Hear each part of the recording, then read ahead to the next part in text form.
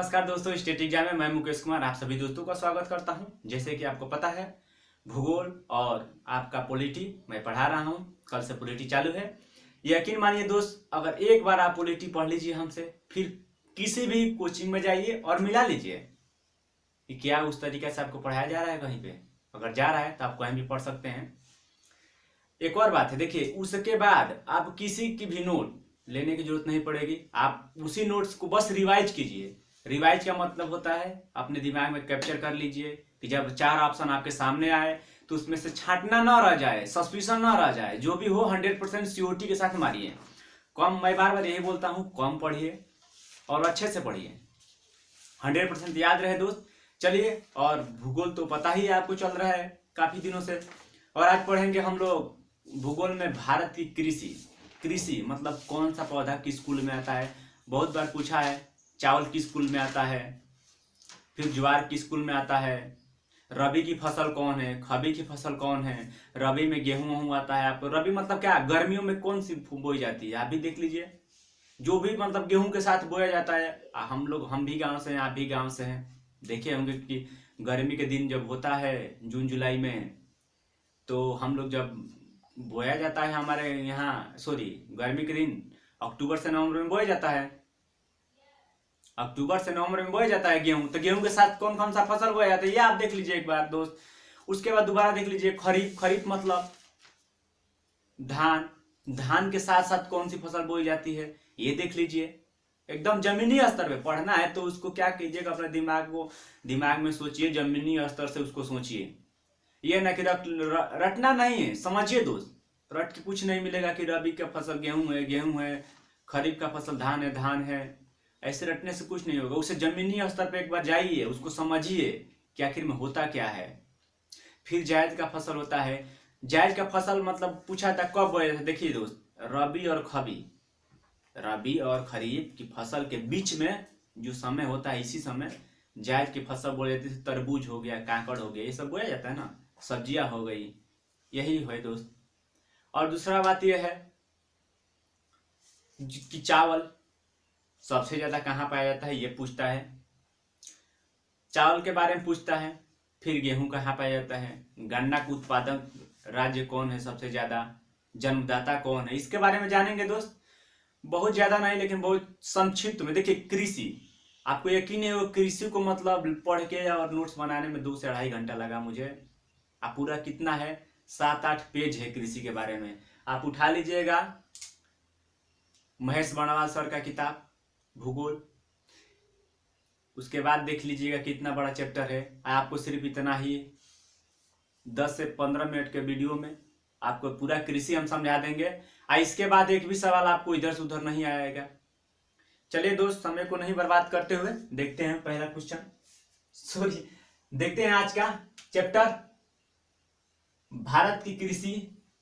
आइए दोस्त, देखिए, कृषि भारतीय अर्थव्यवस्था का मेरुदंड है, जो भारतीय अर्थव्यवस्था को सहायता प्रदान करती है विभिन्न रूप में। कृषि विभिन्न रूप में पता है कि सबसे ज्यादा जो हमारे गांव और सबसे ज्यादा लोग और आजीविका के लिए निर्भर हैं तो कृषि पे हैं। चलिए दोस्त, ये तो रही कुछ इसके बारे में मुख्य पॉइंट। अब आगे देखते हैं। भारत की लगभग 49% जनसंख्या जीविका के लिए कृषि पर निर्भर है दोस्त, याद रखिएगा। फिर 51% भाग पर कृषि होता है। देखिए, भारत के कुल क्षेत्रफल पूछता है कि भारत के कुल क्षेत्रफल कितना प्रतिशत भाग पर कृषि का कार्य होता है, तो दोस्त 51% याद रखिएगा। ये बहुत बार पूछ चुका है, 51% भाग पे होता है। भारत को 15 कृषि, ये भी याद रखिएगा, 15 कृषि जलवायु प्रदेशों में बांटा गया है, याद रखिएगा दोस्त। फिर देखिए, कृषि पर निम्न कारकों का प्रभाव पड़ता है, माने कृषि पे किसका प्रभाव पड़ता है। जैसे भौतिक कारक, कभी कभी देखिए भौतिक कारक में क्या क्या आएगा, फिर उसके बाद प्राकृतिक। देखिए, पहले देखिए भौतिक कारक देख लीजिए, मतलब वर्षा, तापमान में वृद्धि, आर्द्रता, मिट्टी की उर्वरता। देख लीजिए भौतिक कारक में ये आता है, ये भी आप लोग याद रखिएगा क्योंकि ये पूछता है दोस्त। देखिए आगे, शायद आपको दिख नहीं रहा होगा। देखिए, फिर देखिए संस्थागत कारक। संस्थागत में पहले हम लोग देखे हैं गांव में आता, अभी आता है चकबंदी, पहले आता था, अभी तो हम जब से जन्मे हैं शायद चकबंदी नहीं देखे हैं। फिर कष्टकारी आता है, कष्टकारी सुधार आता है, चकबंदी यहाँ का खेत वहां, वहां खेत वहां, काट काट के दे दिया जाता है जिसके पास होता है। फसल चक्र, फसल चक्र के बारे में हम थोड़ा आपको समझाना चाहेंगे। फसल चक्र ऐसा चक्र होता है, मतलब कृषि का ही रूप है, ऐसा रूप जिसमें हम इस प्रकार से खेती करते हैं और इस प्रकार से फसल उगा के काट लेते हैं कि उसकी मिट्टी की उर्वरता बनी रहती है। दोस्त, इसमें मिट्टी की उर्वरता बनी रहती है, उसे ही फसल चक्र कहते हैं। जैसे कुछ फसल बोए, अब ये ना कि हम गए अरहर लगा दिए, तो अरहर पता है ना कि एक बार जब अरहर जिस खेत में बो देते हैं उसके बाद उसकी उर्वरता खत्म के बराबर हो जाती है। चलिए दोस्त यार, लेकिन यही दाल देख लीजिए, दाल बो दीजिए, वो जो नाइट्रोजन होता है, नाइट्रोजन की मात्रा के कारण उर्वरता बढ़ा देता है वो, याद रखिए। आगे देखिए दोस्त, देखिए संरचनात्मक कारक में क्या है, जब तक कृषि में जो प्रभाव पड़ा है संरचनात्मक कारक में क्या है, तो देखिए बीज, पता है आपको आजकल मार्केट में बहुत सारे ऐसे बीज बनाया जा रहा है कि जो कम, जैसे धान की देख लीजिए, थोड़ा पानी में और कम लागत में और कम दिन में ज्यादा उत्पादन देता है और आपकी मिट्टी की उर्वरता बनाए रखता है और आपकी पानी की लमसम 40% पानी भी बचाता है और फसल भी अच्छी होती है। यही उसका प्रभाव है, देख सकते हैं। मशीन, पहले पता होता था कि हर चीज मतलब करने के लिए काटिए बोइए, लेकिन आजकल क्या है, हर चीज मशीन से हो सकता है, हर चीज मशीन से हो सकता है। फिर देखिए उर्वरक, वही खाद, नई नई खाद बनाया जा रहा है कीटाणु को मारने के लिए, क्या क्या करने के लिए आपको पता है दोस्त। फिर कृषि विपणन देख लीजिए। अब आगे देखिए फसल चक्र बता ही दिए हैं, ऐसी कृषि जिसमें मिट्टी की उर्वरता बनी रहती है, ऐसा मतलब बोना और काटना, फसल को उगाना और काटना जिससे मिट्टी की उर्वरता बनी रहती है, मतलब मिट्टी में किसी प्रकार की कमी उर्वरता में न रहे, इसी को फसल चक्र कहते हैं। तो याद रखिए, पूछता है कि फसल चक्र किसे कहते हैं, 4 ऑप्शन दे देगा और उसमें एक भी ऑप्शन दे देगा, किस ऐसी कृषि जिसमें मिट्टी की उर्वरता बनी रहती है। आइए दोस्त आगे देखते हैं। भारत में फसलों का 3 भागों में वर्गीकरण किया गया है। भारत में फसल को 3 भागों में वर्गीकरण किया गया है, रबी, खरीफ और जायद, मैंने आपको बताया है दोस्त। आइए देखते हैं आगे क्या है। देखिए रबी की फसल में दोस्त, ये देखिए अक्टूबर नवंबर में बोकर अप्रैल मई तक काट ली जाती है। मैंने बोला अक्टूबर और नवंबर, देखिए अक्टूबर नवंबर में बोया जाता है, मतलब गर्मी जब छठ के आसपास बोया जाता है, ठीक है, जब शीत स्टार्ट होता है, ठीक, और अप्रैल मई तक काट लिया जाता है, याद रखेगा। फिर आइए दोस्त देख लीजिए कौन कौन से फसल है। गेहूं, चना, राई, सरसों, मटर। देखिए गेहूं के साथ चना भी बोया जाता है, राई भी बोया जाता है, ये राई ये सरसों का ही एक रूप है, और मटर बोया जाता है, याद रखिएगा, ठीक है दोस्त। अब खरीफ की फसल में देख लीजिए, देखिए जून जुलाई में बोकर, जून जुलाई मैंने वर्षा के दिनों में बोकर, वर्षा के दिनों में बोकर सितंबर अक्टूबर, मैंने थोड़ा थोड़ा भी ठंडी पड़ती है, सितंबर अक्टूबर तक काट ली जाती है, याद रखिए। आगे देखिए एग्जाम्पल में देख लीजिए दोस्त, चावल है, ज्वार है। एग्जाम सबसे ज्यादा आपको याद करना है दोस्त, एग्जाम्पल याद रखिएगा, उदाहरण याद रखिएगा, क्योंकि पूछता है कौन सा फसल है खरीफ का, कौन सा फसल रबी का, ये सब पूछता है, देकर नाम। फिर बाजरा देख लीजिए, फिर मूंगफली देख लीजिए और कपास देख लीजिए, याद रखिएगा दोस्त। कपास सबसे ज्यादा चावल ही पूछा है, और बाजरा, मूंगफली, ये अगर मैं आपको एग्जाम्पल में दिया हूं तो ये महत्वपूर्ण है, इसीलिए मैं दिया हूं, अन्यथा 2 भी लिखा के आपको छोड़ देता। लेकिन छोड़ने से क्या होगा, फिर आप उधर उधर भटकेंगे, आपको नहीं मिलेगा, फिर मुझे दोष देंगे, इसीलिए तो नहीं करता हूं। देख लीजिए आगे, एक जायद की फसल होती है, यह रबी, देख लीजिए जायद की फसल में क्या, यह रबी और खरीफ के फसल के बीच बोया जाता है, ठीक है।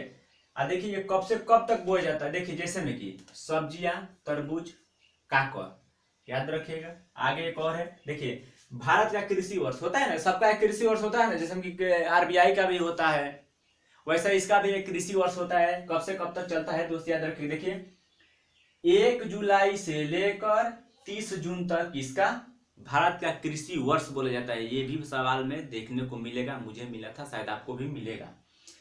भारत की प्रमुख खदान फसलें देखिए 3 भागों में बांटा गया है। प्रमुख खदान फसलों को बात देखिए, प्रमुख खदान में गेहूं आएगा, धान आएगा, जौ आएगा। आज भारत की सबसे प्रमुख खदान जो है वो चावल है, ये भी याद रखिएगा। पूछता है कि भारत का सबसे प्रमुख खदान फसल कौन है, तो दोस्त चावल है। आगे देखिए दोस्त, मोटा अनाज में पता है मक्का आता है, ज्वार आता है, बाजरा आता है। हम सब गांव के हैं, आप लोग भी गांव के होंगे। हम तो देखे हैं बाजरा, जौ, मक्का, ये सब आप लोग भी देखे हैं। तो ऐसे ही मोटा अनाज पहले बहुत सारे लोग खाते थे। अब क्योंकि पहले चावल का मात्रा बहुत कम होता था, तो बहुत कम खाते हैं, ये नहीं मिलता था। जो इसका ज्यादा मात्रा होता यही लोग खाते थे। लेकिन अब ये तो हमको लग रहा है कि बहुत ना के बराबर, हमको तो खाए हुए जमाना हो गया, ऐसा लग रहा है कि देखिए लघु खदान। लघु खदान में लघु मतलब छोटा, अभी फिलहाल में छोटा खदान कौन कौन सा है देख लीजिएगा। सांबा है, हमको देखने को नहीं मिला अभी आज तक। मडुआ है, मिला है। कोदो है, ये भी मिला है। चाना, ये तो आम बात है, और आदि ईटीसी। देख लीजिए दोस्त इसको एक बार और। चलिए एक बार डायरेक्ट यहां से देखें, उसके बाद आएंगे। अब देखिए चावल, एक एक को मतलब आप डिटेल में पढ़ेंगे जो महत्वपूर्ण है। अब चावल देखेंगे। देखिए चावल प्रमुख खदान फसल है, भारत में सबसे प्रमुख खदान पूछता है तो चावल है दोस्त, याद रखिएगा। फिर देखिए ये ग्रेमनी कुल में आता है। अब सोचिए, अब यहाँ एक बात आ गई, ग्रेमनी कुल होता क्या है भाई? ग्रेमनी कुल घास, घास में जितने भी आते हैं उसी को ग्रेमनी बोलते हैं। घास के रूप को ही ग्रेमनी बोलते हैं दोस्त, याद रखिएगा। हम भी पहली बार सुने ग्रेमनी, तो थोड़ा हमको भी अजीब लगा। हमको एग्जाम में देखने को मिला था कि चावल किस कुल में आता है, ग्रेमनी वहां दिया था, ग्रेमनी समझ में नहीं आ रहा था, नाम ही नहीं सुने थे। तो देख लीजिए चावल का है, ठीक है। ये ग्रेमनी का मतलब है घास। घास की श्रेणी में जितने आएंगे, जैसे में गेहूं हुआ, जितने भी आएंगे वो डायरेक्ट ग्रेमनी कुल में आएंगे, याद रखिएगा। फिर देखिए कृष्ण गोदावरी डेल्टा क्षेत्र को देखिए पूछता है किस क्षेत्र को भारत के चावल का कटोरा कहते थे। कृष्ण गोदावरी डेल्टा क्षेत्र को भारत के चावल का कटोरा कहते हैं। ऐसे चावल भारत में सबसे ज्यादा पश्चिम बंगाल में होता है दोस्त, याद रखिएगा। देखिए चीन के बाद दूसरा स्थान है भारत का। चीन के बाद दूसरा स्थान है भारत का उत्पादन में, याद रखिएगा। ये पूछता है कि पहला किसका है और दूसरा किसका है। तो पहला मैंने आपको बता ही दिया, चीन का है, और दूसरा भारत का है। इसमें एक रोग होता है, देखिए ब्लास्ट रोग, ये दोस्त याद रखिएगा। पूछता है कि ब्लास्ट रोग किसमें होता है, ये चावल में होता है। ब्लास्ट रोग चावल में होता है दोस्त, याद रखिएगा। आगे देखिए भारत में सबसे ज्यादा पश्चिम बंगाल में होता है चावल, मैंने आपको ही बताया। राष्ट्रीय चावल अनुसंधान केंद्र, राष्ट्रीय चावल अनुसंधान केंद्र मेरे दोस्त कटक उड़ीसा में है। ये भी बहुत बार पूछा है, इसको आप लोग नोट डाउन करके दिमाग में याद रखिएगा दोस्त। आइए चलती है देखते हैं। गेहूं, इसका भी कुल ग्रेमनी है। रोग रतुआ होता है, अभी फिलहाल में ही पूछा था एग्जाम में कि रतुआ रोग किससे संबंधित है दोस्त, याद रखिएगा गेहूं से, ठीक है। अब देखिए चीन के बाद इसका स्थान दूसरा है। चीन के बाद गेहूं उत्पादन में इसका दूसरा स्थान है भारत का। मेरा आवाज आपको सुनाई दे रहा है, आप लोग नोट डाउन कर लीजिएगा। चीन के बाद, यानी चीन के बाद दूसरा, याद रखिएगा। यहां ऐसा भी लिख, चीन के बाद, चीन के बाद दूसरा भारत का स्थान है, याद रखिएगा। हरित क्रांति का पूछता है कि हरित क्रांति का सबसे ज्यादा प्रभाव किस फसल पे पड़ा दोस्त, तो सबसे ज्यादा प्रभाव गेहूं के फसल पे पड़ा। अब पूछेगा हरित क्रांति का जनक कौन है, हरित क्रांति का विश्व में कौन जनक है और भारत में कौन जनक है। तो भारत में तो पता है MS स्वामीनाथन, उसमें अमेरिका के वैज्ञानिक नॉर्मन बोरलॉग करके है, नाम थोड़ा टेढ़ा है, देख लीजिएगा यहीं लिखे हैं हम। चलिए हरित क्रांति का सबसे ज्यादा प्रभाव इसी पर पड़ा है। देखिए पूछता है कि गेहूं में सबसे ज्यादा कौन सा प्रोटीन पाया जाता है दोस्त, ग्लूटीन। ग्लूटीन, सबसे ज्यादा ग्लूटीन प्रोटीन पाया जाता है गेहूं में, याद रखिएगा, ये भी पूछा है। यूपी में सबसे ज्यादा, उसके बाद पंजाब में। एक और बात सुनिए, अगर उत्पादन में पूछ दिया, प्रति हेक्टेयर के हिसाब से पूछ दिया, तब तो पंजाब हो जाएगा। ऐसे पूछ दिया नॉर्मल में कि सबसे ज्यादा गेहूं कहाँ होता है, तो उत्तर प्रदेश में। अब प्रति हेक्टेयर जहां अगर पूछ दिया दोस्त, याद रखिएगा पंजाब हो जाएगा। देखिए इसकी कुछ प्रजातियां हैं, देखिए VL 829, HI 1500, याद रखिएगा। आगे देखिए जौ सबसे ज्यादा उत्तर प्रदेश में होता है। जौ दोस्त सबसे ज्यादा उत्तर प्रदेश में होता है। ये जरूरत नहीं था, लेकिन मैंने सोचा कि सब फसल के बारे में बता रहा हूँ, तो एक लाइन के लिए कौन सा भारी हो जाएगा, आप लोग भी किसी पढ़ने के कोने में लिख के याद रख लीजिएगा। देखिए नोट, ज्वार महाराष्ट्र में सबसे ज्यादा, बाजरा राजस्थान में, सरसों सबसे ज्यादा मध्य प्रदेश, मतलब दलहन जो है सबसे ज्यादा मध्य प्रदेश में मिलता है, याद रखिएगा। मकई ये एक उभयलिंगी है, उत्पत्ति पाइकार्न से हुई। इसकी देखिए पूछता है कि पाइकार्न से किसकी उत्पत्ति हुई दोस्त, तो याद रखिएगा मकई की उत्पत्ति पाइकार्न से हुई है। ये उभयलिंग क्यों है, गर्मियों में बो सकते हैं, मतलब रबी के साथ भी बो सकते हैं, खबी के साथ भी बो सकते हैं। हम भी देखे हैं कि तुरंत गेहूं कटा गया तुरंत बो देते हैं, और धान रुपाई के समय आते थे फिर इसको काट लिया जाता है। देखिए कोई भी चीज दोस्त पढ़िए, उसको अमेजिंग फीलिंग कीजिए अपने अंदर कि क्या आपके नजर पे वो कभी आया है, क्या आपने उसको कभी देखा है। देखिए देखी हुई चीज कभी इंसान भूलता नहीं है, सुनी हुई बात भूल जाएंगे लेकिन देखी हुई बात नहीं भूलेंगे, याद रखिएगा। अमेजिंग कीजिए, अगर आप गांव के हैं देहात के हैं तो अमेजिंग, अगर आप शहर के भी हैं तो गांव में तो गए होंगे कभी ना कभी। अमेजिंग कीजिए कि क्या मैंने देखा है मकई को कब कब बोते हुए। हाँ ऐसे अमेजिंग करेंगे तो आपका काम बन जाएगा, वो ज्यादा दिन तक याद भी रहता है। आगे देखिए दालें, सबसे ज्यादा प्रोटीन पाया जाता है दाल में, तो आपको पता ही है। विश्व में प्रथम स्थान उत्पादन में है भारत का, याद रखें विश्व में सबसे पहला उत्पादन स्थान भारत का है। वो भी गन्ना, इसका जन्मदाता भारत है, लेकिन सबसे ज्यादा अभी ब्राजील में बोया जाता है। देखिए ब्राजील के बाद दूसरा स्थान है उत्पादन में भारत का, लेकिन पूछता है गन्ना का जन्मदाता किसे माना जाता है, तो भारत का है। उत्तर प्रदेश में सबसे ज्यादा उत्पादन होता है अगर भारत में पूछे तो। देखिए इसमें रेड रॉट पूछता है कि रेड रॉट रोग किससे संबंधित है, रेड रॉट रोग गन्ना से संबंधित है, ये भी नोट डाउन करके आप लोग रख लीजिए। चाय, सबसे ज्यादा असम, दक्षिण भारत में। देखिए सबसे ज्यादा असम में होता है चाय, लेकिन कभी कभी पूछता है कि दक्षिण भारत, दक्षिण भारत में यहां समझ लीजिए दक्षिण भारत मैंने कौन सा हिस्सा, ये हिस्सा दक्षिण भारत वाला हिस्सा सबसे ज्यादा कहाँ होता है दोस्त, आपको पता है कि दक्षिण भारत में यहाँ तमिलनाडु है, यहीं पे चाय होता है दक्षिण भारत में, पूछे याद रखिएगा। फिर कॉफी के बारे में देख लीजिए, 2 प्रकार के बोए जाते हैं कॉफी, भारत में 2 प्रकार के होते हैं। कौन कौन से भाई, देखिए कहवा और कॉफी। देखिए कभी कभी देखिए इंग्लिश में तो ठीक है कॉफी, लेकिन हिंदी में कहवा। हिंदी इतना टेढ़ा शब्द है दोस्त, समझने में थोड़ा टाइम लगता है, लेकिन देखिएगा हिसाब से।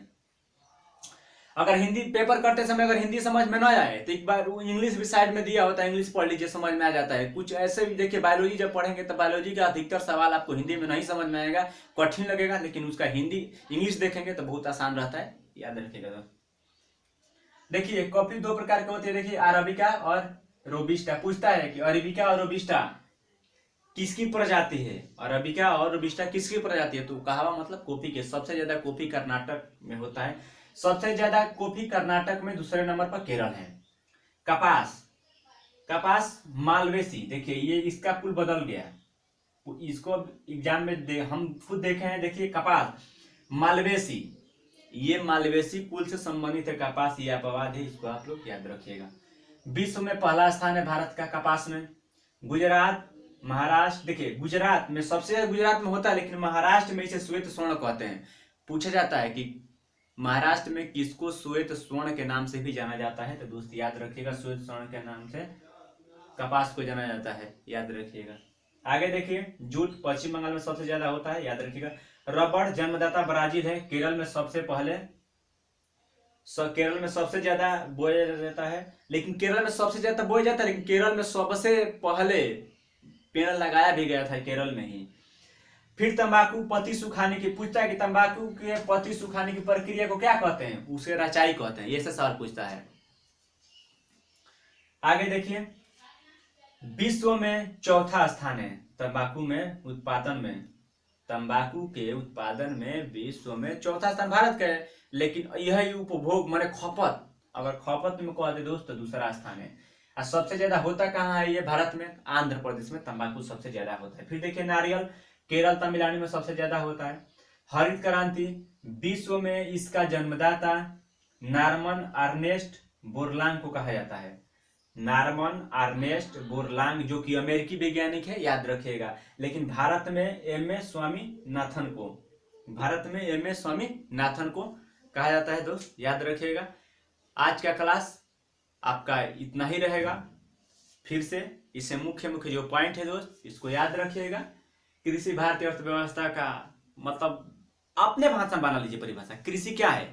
हमारे जीडीपी में सबसे बड़ा योगदान देता था, लेकिन अभी थोड़ा कम हो गया है। फिर 51% भाग पे कृषि होती है। देखिए 51% भाग पर कृषि होता है। कितना? पूरा क्षेत्रफल का 49% जनसंख्या इस पर आधारित है आजीविका के लिए, माने खाने और कमाने के लिए। फिर कृषि निम्न कारकों पर देख लीजिए, भौतिक कारक, संस्थागत कारक, रचनात्मक कारक, फसल चक्र। भारत ने फसलों को 3 भागों में रबी, खरीफ, जायद, याद रखिएगा। रबी, खरीफ और जायद। रबी में गेहूं, खरीफ में धान, जायद में काकर, तरबूज। ये मुख्य बात है, इसको याद रखिएगा दोस्त। चलिए दोस्त, वीडियो को देखने के लिए धन्यवाद। एक और बात मैं आपको बता दें, देखिए कभी कभी कोई कहते हैं कि ये देखिए यूपी पुलिस के लिए भूगोल, उसके बाद मध्य प्रदेश पुलिस के लिए भूगोल, बिहार पुलिस के लिए भूगोल, रेलवे के लिए भूगोल, एनटीपीसी के लिए भूगोल, इसके लिए भूगोल, उसके लिए भूगोल। भूगोल दोस्त अलग अलग नहीं होता है, भूगोल सिर्फ एक ही है। वो 2-4 सवाल कभी कभी किसी राज्य का होता है तो आ जाता है, लेकिन क्या होता है, अब खरीफ का फसल यहाँ गेहूं है, सॉरी खरीफ का फसल यहाँ धान है, उसमें जाके गेहूं हो जाएगा? यूपी पुलिस में पढ़ेंगे तो नहीं दोस्त। ये इतना लेवल हम आपको रखे हैं, आप स्टेट पीसीएस का भी प्रीवियस ईयर उठा लीजिए और देख लीजिए। नहीं आएगा फिर मुझे कमेंट बॉक्स में बताइए सर नहीं आ रहा है। चलिए दोस्त, सबके लिए एक ही होता है, हमारे तरफ आप लोग भी हम नहीं चाहते हैं भाई। सच में बता रहा हूँ, मैं बहुत भटक चुका हूँ। मैं नहीं चाहता हूँ कि आप लोग भी भटकिए। ग्रुप डी के लिए दूसरा पढ़िए, इसके लिए दूसरा पढ़िए, मैं कभी नहीं चाहूँगा। पॉलिटिक्स में जो पढ़ा रहा हूँ कहीं कहीं भी जांच लीजिएगा, ये पॉलिटिक्स सबके लिए है। यहाँ एयरफोर्स ने भी, हम खुद ने एयरफोर्स से गुजर चुके हैं, ये मत जानिए, ठीक है। सब कुछ है आपके पास, एकदम आराम से पढ़िए और खुशी मन से रहिए। मैथ भी पढ़ाऊंगा, आज से नहीं देखेंगे, मैथ पढ़ाऊंगा दोस्त, यकीन मानिए। मैथ ऐसा पढ़ाऊंगा कि आपको याद क्या ये दिमाग में बैठ जाएगा एकदम। चलिए दोस्त, वीडियो को देखने के लिए धन्यवाद। वीडियो को लाइक करें, शेयर करें ज़्यादा से ज़्यादा और सब्सक्राइब करें। सभी दोस्तों को बाय बाय।